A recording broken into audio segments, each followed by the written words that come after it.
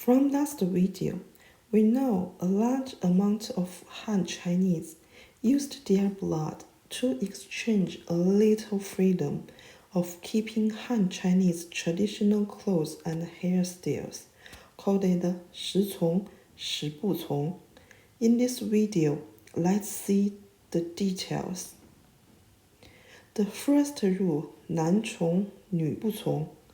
This means male Han Chinese must change their clothes and hairstyles to Manchuria styles, but female could keep Han Chinese styles. This rule deeply influenced the female clothes and hairstyles in Qing Dynasty. For example, Yanwei, swallowtail style, was the Han Chinese style. In most time of Qing Dynasty, this style was only used by Han Chinese female.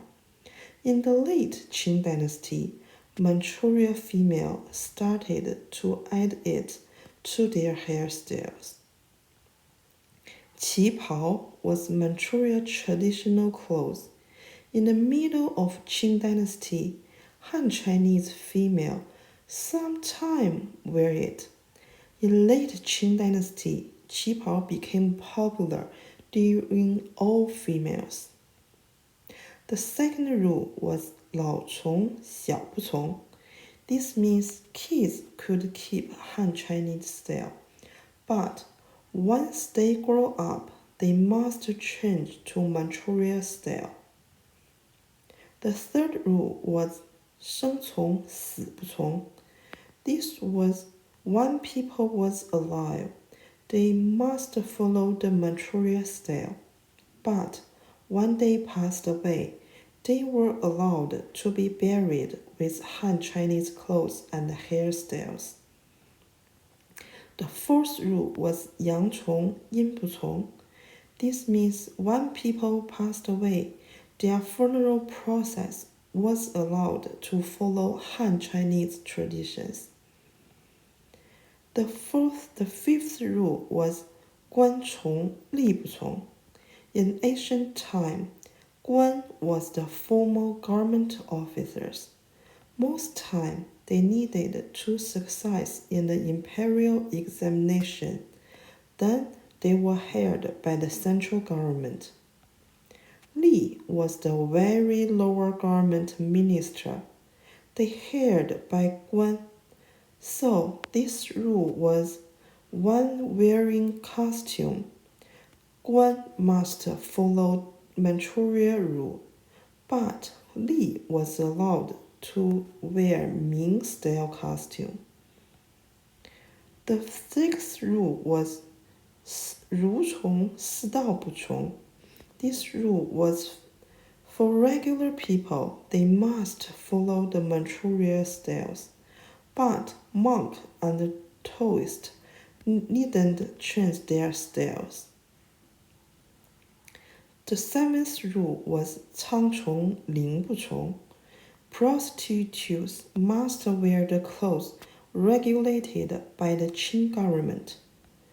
But when players performed on stage, they were allowed to wear the costume fit the story's background. The eighth rule was 士官从婚姻不从. The court management system must follow Qing rules, but wedding ceremony process was allowed to follow Han Chinese styles. The ninth rule, 国号从官号不从. The name of the country must use Qing, but the titles of Guan could use Ming rules.